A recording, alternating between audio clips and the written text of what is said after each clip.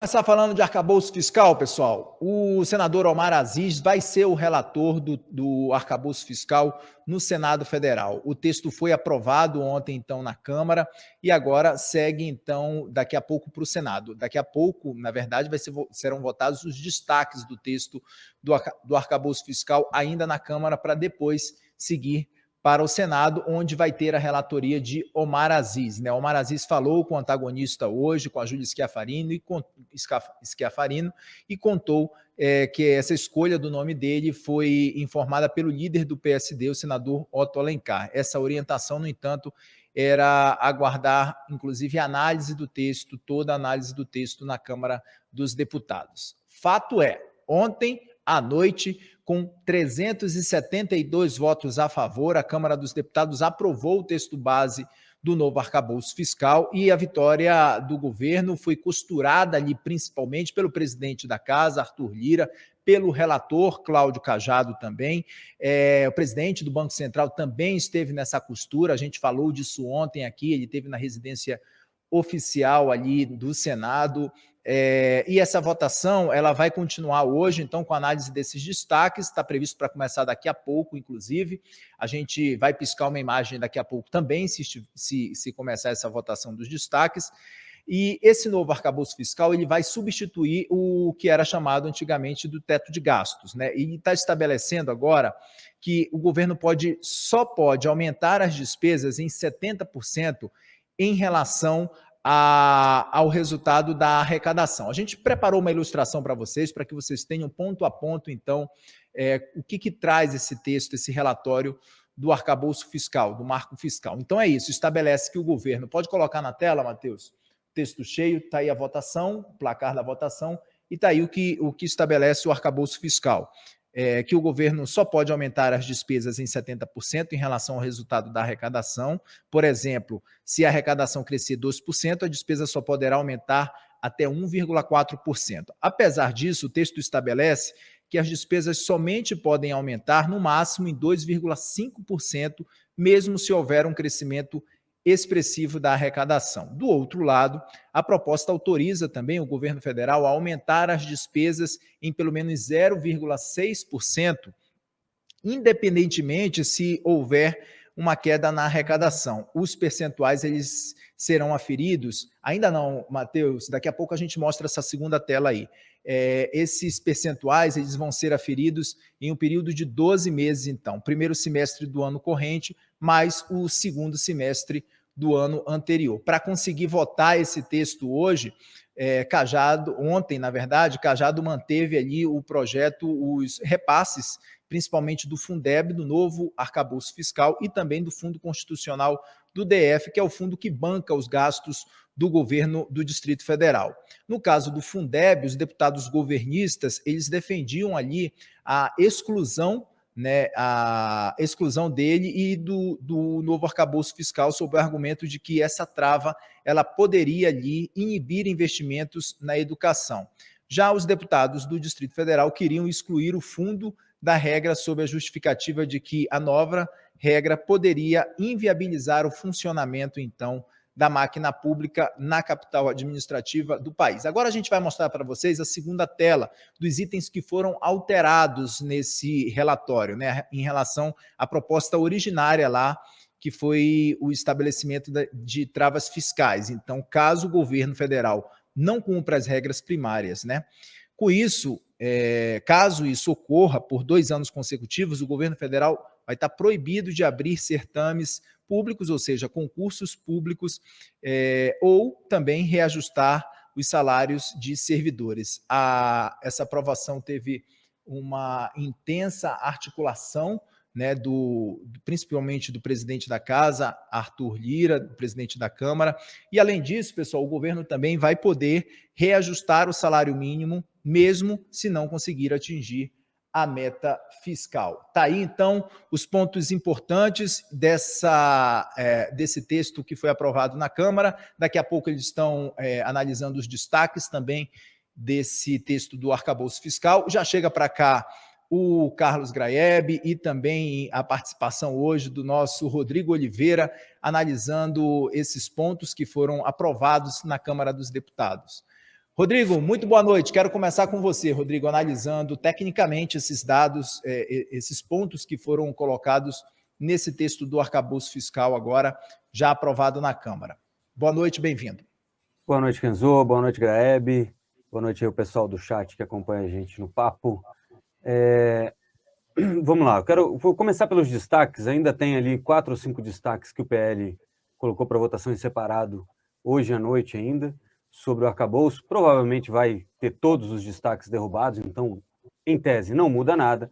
Tem um destaque ali que o governo está um pouquinho mais preocupado, que é o destaque que suprime o artigo 15º lá do substitutivo, e ele diz o seguinte, né, diz que ele abre uma opção para o governo lá em 2024, depois da avaliação bimestral, da segunda avaliação bimestral, abrir créditos extraordinários se porventura ele tiver subdimensionado as contas nesse ano de agora para o ano que vem. E aí ele pode abrir um crédito extraordinário, gastar um pouquinho mais, e é isso que a oposição aí está lutando para derrubar. De qualquer forma, no bojo, ficou muito aquilo que a gente vinha antecipando aqui no papo, e lá no Morning Call também, que é o projeto do arcabouço fiscal foi melhorado mesmo na Câmara. Ele ainda não é uma ótima proposta, mas ela é melhor do que aquela que o governo indicou. Né? Então, quando chegou, o Fundeb estava entre as exceções, o Fundo Constitucional do DF estava entre as exceções, o Cajado limpou um pouco dessa base, botou tudo dentro do arcabouço, colocou algumas travas aí, que são algumas punições para o governo, caso o governo não atinja os resultados primários. Né? Lembrando que o resultado primário é o quê? É quanto o governo arrecada e quanto o governo gasta antes de pagar juros, né, da dívida. Se ele atingir aquelas metas que ele mesmo está se propondo, que seria zerar o déficit primário ano que vem, ter superávit de 0,5% do PIB em 2025 e 1% do PIB em 2026, se ele não atingir, dentro dos limites aí de 0,25 para cima e para baixo, sem colocar muito número aqui, mas se ele não atingir esses limites, então ele teria algumas regras automáticas para travar os gastos, coisa que o governo não tinha colocado no projeto. E também ficou aí um pouco como é que se fala, um pouco de crítica aí por parte dos governistas no Congresso, que era esperado, em função dessas travas, em função do congelamento, né, para concurso público e salário dos servidores. Os servidores já estão reclamando, dizendo que parece a reforma administrativa do Paulo Guedes, mas tudo isso acabou melhorando o arcabouço e tirando aquilo que o Roberto Campos Neto tem falado toda vez, que é tirando esse risco de cauda, né, um risco de repente, a gente acordar com a dívida sem controle. Né? Isso não vai acontecer. Talvez a gente consiga piorar muito a dívida pública brasileira, mas pelo menos isso vai acontecer paulatinamente, dá tempo de a gente tentar dar uma refreada nesse negócio. Então, assim, o saldo é positivo, o mercado gostou, né? Eu sempre falo isso, não é na Bolsa que você olha isso, é lá na taxa de juros futuros, e os juros futuros cederam mais uma vez hoje, o dólar caiu, né? O real se valorizou, tudo bem, o peso mexicano, né, que é o Brasil do Sul, também se valorizou, mas mostra que o mercado financeiro achou que tá ok, tirou um pouco do prêmio de risco que estava nos juros brasileiros. Isso é bom para todo mundo, né? A Bolsa caiu, mas caiu muito mais relacionada a outros eventos externos aí do que ao arcabouço em si. Então, o saldo é verdadeiramente positivo. Obrigado, Rodrigo. Graeb, quero te ouvir que essa foi a primeira grande vitória do governo Lula ali na Câmara dos Deputados, né? Mas a gente viu que essa costura política, ela foi feita, pelo menos assim, a gente viu isso ontem nas diversas reuniões que aconteceram pelo presidente da Câmara, Arthur Lira, pelo relator, Cláudio Cajado, inclusive, e também o presidente do Banco Central, Rodrigo Pacheco, também ali alinhavando essa costura política. Graeb, boa noite, bem-vindo. Oi, Kenzo, tudo bem? Oi, Rodrigo, boa noite. Pessoal do chat, muito boa noite. É isso, é uma vitória do governo, óbvio, não dá para tirar esse mérito, principalmente do Fernando Haddad, que foi elogiado de maneira assim, bem consistente, né, pelo Arthur Lira, pelo Cajado, por outras pessoas do Congresso, né, por outros nomes do Congresso, por ter sido paciente, por ter sido cortês nas discussões, então ele conseguiu ali aparar as arestas.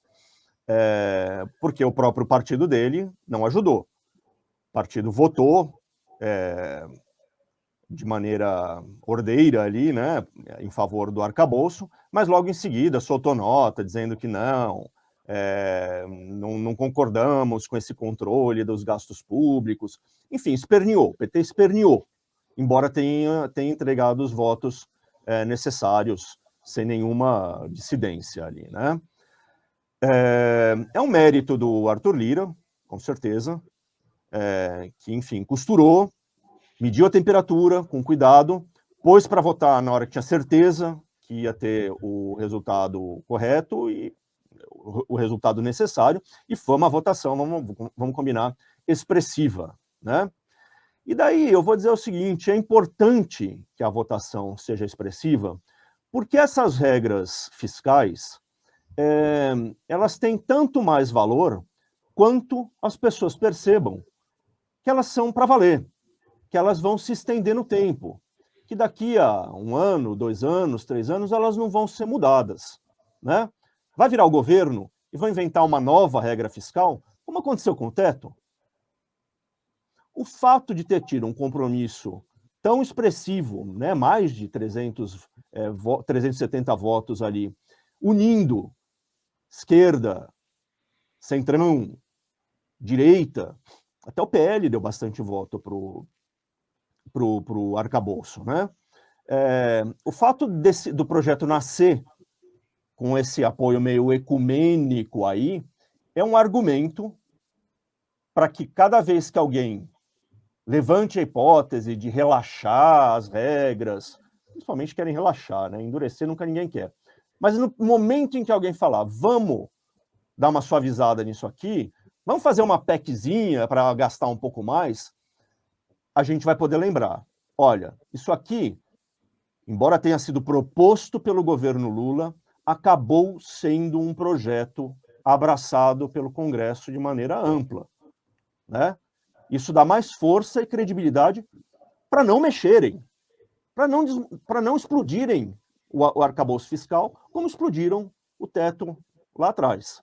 Então é importante essa votação expressiva para os próximos anos, para que essa seja uma regra que realmente torne mais previsível aquilo que o governo pode gastar e, portanto, a evolução da dívida pública e, portanto, nossa situação fiscal, né?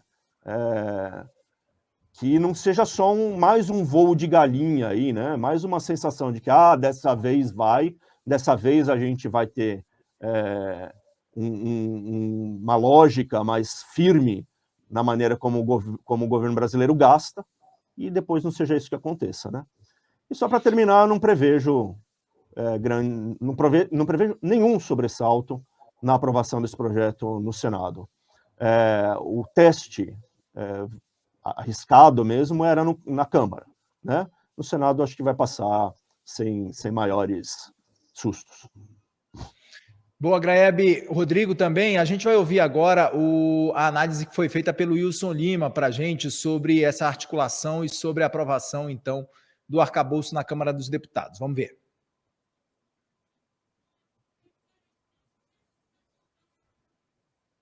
Olá, gente, muito boa noite para você do chat, boa noite, Graeb, boa noite, Pinzô, boa noite, Rodrigo Oliveira, nosso muso dos mercados, nosso rei da economia, né? Gente, ontem, como vocês já sabem, né, o governo federal conseguiu a aprovação do novo arcabouço fiscal, né, com uma maioria de 372 votos. Eu confesso a vocês que eu achei esse número representativo, é um número amplo, foi de fato uma vitória acachapante, utilizando um termo bem do futebol. Mas, gente, olha, isso não se enganem, tá? Isso não necessariamente representa a real base de apoio do governo Lula, muito pelo contrário, tá?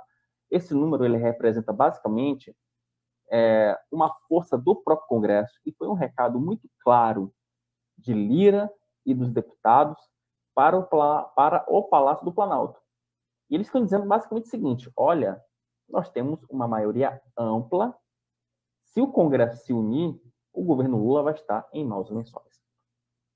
E tem um detalhe que eu achei mais curioso sobre essa lista de votação, ou sobre os deputados que se manifestaram a favor ou contra o arcabouço fiscal, é que essa lista ela simboliza uma total independência do Poder Legislativo em relação às pautas do Executivo. Porque é o seguinte, Matheus, vamos colocar na tela aí a lista de votação na íntegra, só para a gente ter uma ideia do que eu estou falando. Alguns partidos, enfim, não tem essa tradição toda, mas de votar a favor de uma pauta econômica, mas, Matheusinho, vamos ver se a gente consegue descer lá embaixo, lá no PSOL. Acho que o PSOL, lá embaixo. Uma coisa que ficou, para mim, eu achei surpreendente, foi o PSOL ter votado contra essa proposta, né? Votou de forma unânime contra a proposta, numa posição muito parecida com a maioria do PL. Dos 99 deputados do PL, apenas 30 votaram a favor do novo marco fiscal. O restante, ou eles faltaram, ou eles votaram contra, votaram contra o marco fiscal. Eu acho que a gente consegue aqui, PDT, PSD, PSOL, pronto. Aí, Matheus, maravilha. Ó, vejam aí, ó, Chico Alencar, Glauber Braga, Tarcísio Mota, Érica Hilton, todo mundo votou contra o novo marco fiscal. Matheus, aproveitando essa lista, vamos subir lá para o PL. Eu acho que o PL também tem uns detalhes interessantes para a gente compartilhar aqui com a nossa audiência. Aí, ótimo, vamos subir um pouquinho. Aí, deu, Matheus. A lista é grande do PL. Vamos ver se a gente consegue voltar lá para o início do PL. Vamos lá, pode ampliar aí, Matheus, porque eu acho que alguns votos são interessantes. Yuri do Paredão, ele está tentando ali uma articulação com o governo federal, está tentando se aproximar do Poder Executivo. Detinha, PL do Maranhão, parlamentar, que tem uma ligação com Flávio Dino, assim como Pastor Gil também, do PL do Maranhão. Vejam aí, né, que não é um voto puramente ideológico. Em contrapartida, você tem Biaquices, Gustavo Gayer, professor Alcides. Vamos descendo aos pouquinhos. Esses sim são os votos mais ideológicos ali do PL, né? Lincoln Portela, Marcelo Álvaro, que foi ex-ministro do Bolsonaro, Amália Barros, aliada ali da primeira-dama, Marcos Collor. Vamos descendo um pouquinho mais. José Medeiros, inclusive, foi citado nos inquéritos dos atos antidemocráticos. Felipe Barros foi relator da PEC do voto impresso. Carlos Jordi. Para bem aí, Matheus, que essa parte aqui é interessante. O Carlos Jordi, ele é líder da oposição na Câmara, votou contra. Mas vejam que o Altineu Cortez, que é líder do PL na Câmara, ele simplesmente se absteve. Não quis votar, mas ele estava ontem lá na sessão de votação. Então, assim, aqui é aquela estratégia clássica do parlamentar que não quer criar muito problema com o governo federal. Então, olha, para não criar um imbróglio com Lula e nem com Bolsonaro, quer saber de uma coisa? Nessa história aqui eu não voto, deixa quieto, me livro desse problema, para que eu realmente não tenha, para que a gente não tenha nenhum tipo de problema, para que eu consiga, né, colocar um pé em cada canoa, né, um pé ali no governo Lula e também um pé no bolsonarismo. Pode ampliar de novo aí, Matheus, só para a gente continuar aqui a comentar. Pode descer. Olha só, outro voto interessantíssimo. Sóstenes Cavalcante, ex-presidente da bancada evangélica, né, que criticou de forma severa o governo Lula, mas nesse caso votou a favor do novo marco fiscal. Então vejam que cada deputado votou com seu interesse próprio. Júlia Zanardi votou não, né? Zé Trovão votou não, que é o voto mais de opinião. E vamos descendo um pouquinho, Matheus, porque eu também quero comentar lá no União Brasil. União Brasil, gente, dos 59 deputados, você teve pouquíssimos que votaram a favor votaram contra o novo marco fiscal. O último. Aí, Matheus, muito bem. Matheus foi. Subiu, desceu. Vejam aí, ó, que o União Brasil basicamente votou a favor do marco fiscal. Pode descer, Matheus, por favor? Acho que isso é importante. Quem votou não foi a Dani Bittencourt, Zacarias Calil. Pode descer um pouquinho, Matheus? Vamos descendo com calma. Mendonça Filho, para aí, Matheus, por favor. O Mendonça Filho é interessante porque ele se manifestou contra o novo marco fiscal, mas ele era ministro do governo Temer. Então faz algum sentido ele se manifestar contra o marco, porque afinal de contas é uma destruição do legado do governo Temer. Vamos ampliar um pouquinho? E aí outro voto contrário, pode descendo um pouquinho, Matheus, é da Rosângela Moro. Nicolete, Fábio, Kim Kataguiri e Rosângela Moro, né? Kim Kataguiri, que sempre se manifestou contra o novo marco fiscal, e a Rosângela Moro, que é a oposição ao PT, né? Por motivos óbvios. Então, vejam que essa lista de votação, ela mostra muito esse perfil do poder legislativo. Ele mostra esse perfil do poder legislativo de que o deputado ele vai votar sempre de acordo com a sua própria convicção. E que não adianta o governo Lula inventar uma recomposição de uma porteira fechada, de buscar uma porteira fechada, de buscar basicamente um direcionamento de votação, porque ele não vai conseguir. Aquela estratégia do governo Lula de outrora, pode ampliar para mim, Matheus? Aquela estratégia de outrora do governo Lula, pode jogar para mim, Matheus, direto. Aquela estratégia de outrora do governo Lula de simplesmente imaginar que todos os deputados vão votar de acordo com o governo entregando 3 ou 4 ministérios, isso não vai funcionar. E essa votação da lei do marco fiscal, combinada com as votações do marco do saneamento e também com o PL das fake news, mostram exatamente isso. A negociação agora ela é no varejo. Não adianta o governo Lula simplesmente acreditar que com regras, com estratégias antigas, o governo vai conseguir ganhar um jogo que se modernizou. Então, esse é o dilema do governo Lula. E é por isso que eu falo, já bati aqui no papo, você que nos acompanha, eu já falei isso N vezes. Uma coisa é o Lula, articulador político de 2003, com economia favorável, com um cenário internacional favorável e ele com ampla popularidade. Outra é hoje, com o Brasil conflagrado, dividido, a economia em frangalhos, tanto aqui quanto internacionalmente. Então, a votação do marco fiscal, ela traz essas importantes lições ao governo federal. Que, para conseguir uma maioria ampla, vai ter que primeiro negociar com os russos. E essa vitória não foi do Palácio do Planalto, só para fechar.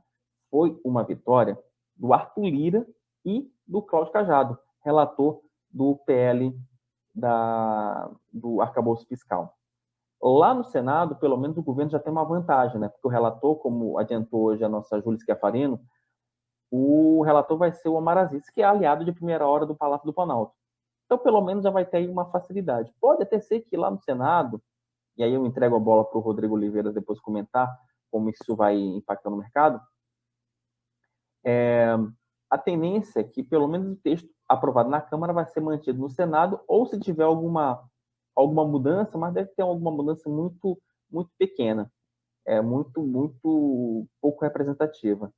O texto pode piorar no Senado? Não, ele só tende a melhorar. Por quê? Porque a partir de agora, qualquer mudança que o Senado precisar fazer só poderá ser feita por meio de emenda supressiva.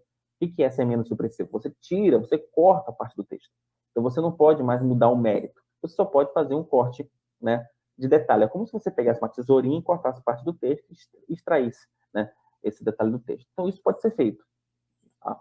Como vai estar na mão do Omar Aziz, o Omar Aziz não quer complicação com o Palácio do Planalto nem com o mercado, é muito provável que o texto lá no Senado passe exatamente da mesma forma que ele passou na Câmara. Vamos lá, quero te agradecer, Rodrigo, a participação. Se você quiser continuar, fique à vontade. A gente vai girar com outro noticiário agora aqui.